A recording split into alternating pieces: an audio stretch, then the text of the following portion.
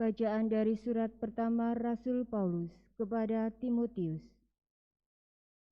Saudaraku terkasih, sabda ini benar dan patut diterima sepenuhnya, yaitu bahwa Kristus Yesus telah datang ke dunia untuk menyelamatkan orang-orang berdosa. Dari antara mereka itu, akulah yang paling berdosa. Tetapi justru karena itu aku dikasihani, agar dalam diriku sebagai orang paling berdosa ini, Yesus Kristus menunjukkan seluruh kesabarannya. Dengan demikian, aku menjadi contoh bagi mereka yang kemudian percaya kepadanya dan memperoleh hidup yang kekal. Hormat dan kemuliaan sampai selama-lamanya bagi Raja segala zaman, Allah yang kekal, yang tak tampak, yang esa. Amin. Demikianlah sabda Tuhan. Syukur kepada Allah. Terberkatilah nama Tuhan untuk selama-lamanya. Terberkatilah nama Tuhan untuk selama-lamanya. Pujilah hai hamba-hamba Tuhan. Pujilah nama Tuhan. Kiranya nama Tuhan dimasyhurkan sekarang dan selama-lamanya. Terberkatilah nama Tuhan untuk selama-lamanya.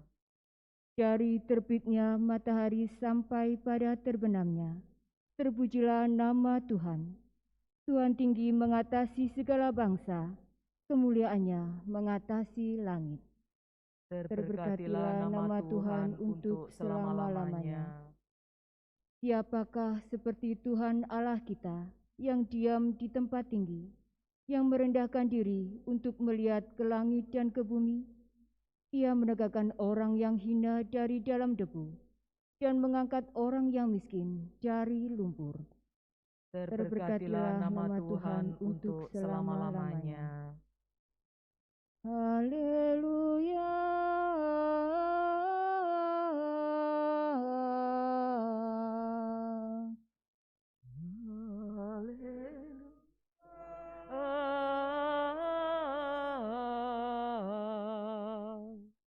Orang yang mengasihi aku akan mentaati sabdaku.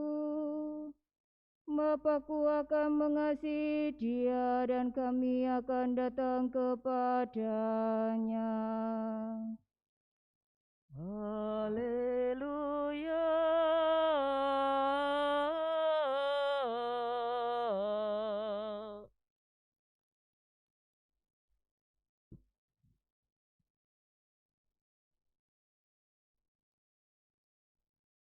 Tuhan bersamamu Dan bersama rohmu. Inilah Injil suci menurut Lukas. Dimuliakanlah Tuhan.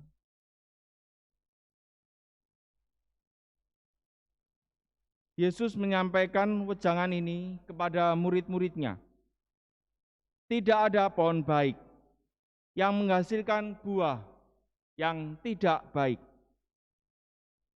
Dan tidak ada pula pohon tidak baik yang menghasilkan buah baik.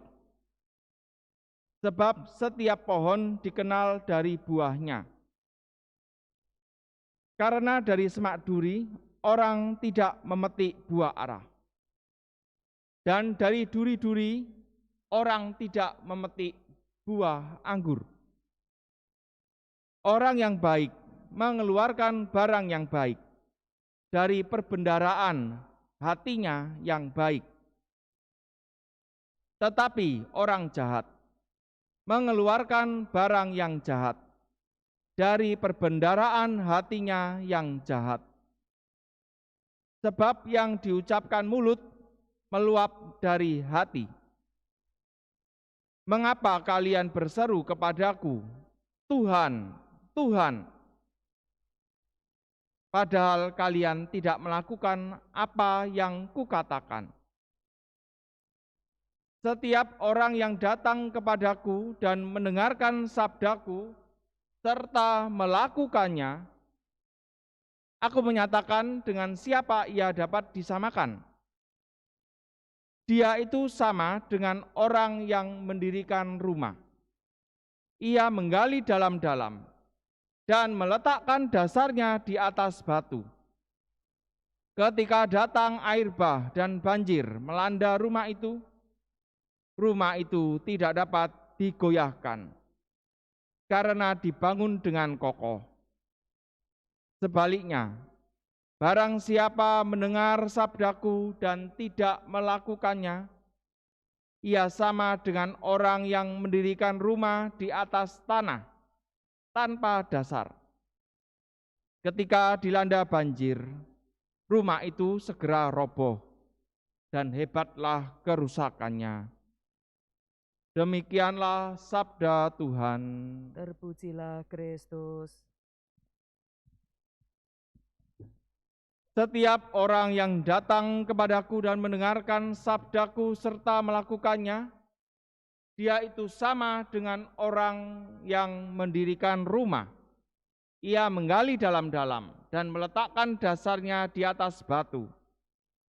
Ketika datang air bah dan banjir melanda rumah itu tidak dapat digoyahkan karena dibangun dengan kokoh. Saudara-saudari yang terkasih dalam Kristus, hidup iman, hidup rohani kita digambarkan oleh Yesus seperti suatu bangunan rumah. Karena itu sekarang kita bisa mengerti mengapa ada beberapa saudara kita yang dulu pernah dibaptis menjadi orang Katolik, mungkin juga rajin ke gereja, mungkin rajin misdinar, mungkin sekarang sudah meninggalkan imannya. Dan secara terang-terangan dia mengakui dirinya bukan lagi orang Katolik. Itu adalah karena pondasi imannya dibangun di atas pasir. Sehingga ketika datang banjir, datang air bah, bisa bermacam-macam. Bisa jadi itu adalah sesuatu yang musibah. Mungkin itu adalah pengalaman sakit, pengalaman kecewa. Bisa jadi itu adalah suatu penyiksaan misalnya. Bisa jadi tawaran dan godaan itu adalah sesuatu yang menyenangkan.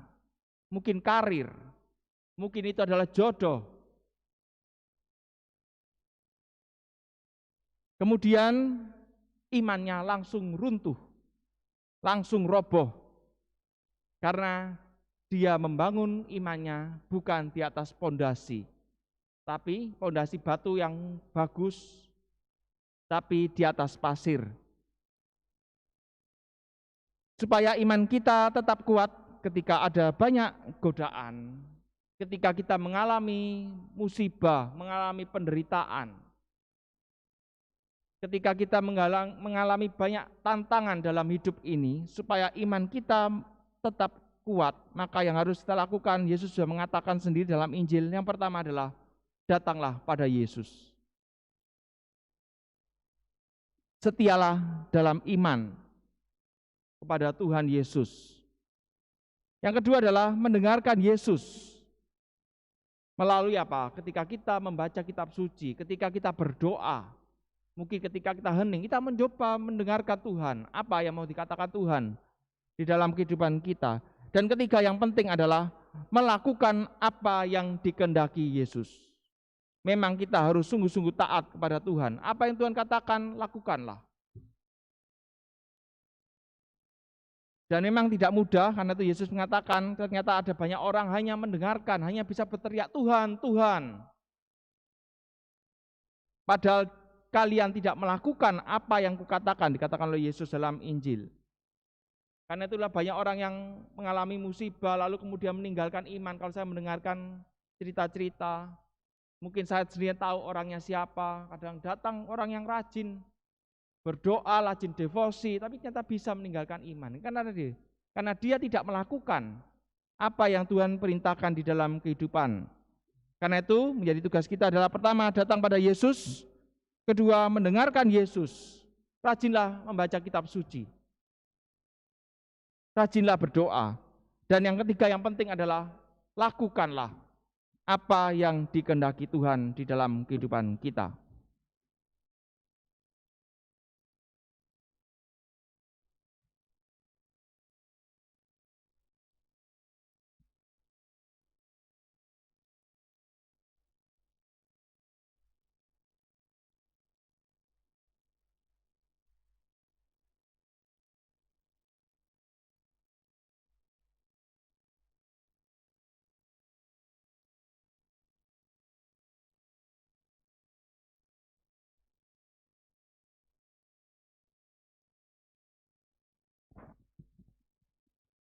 kita nyanyikan bait pertama dan kelima. Yesus Tuhanku